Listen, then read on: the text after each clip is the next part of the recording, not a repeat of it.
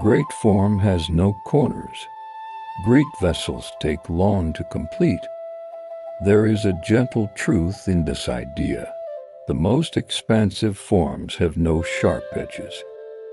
The finest things in life are rarely finished in a day. True depth requires the grace of time and a steady heart. We often rush to define ourselves or reach some distant peak. Yet the Tao reminds us the most significant growth happens in the quiet spaces where we allow ourselves to simply be. If your path feels long or your progress feels slow, know that you are being shaped into something of immense value.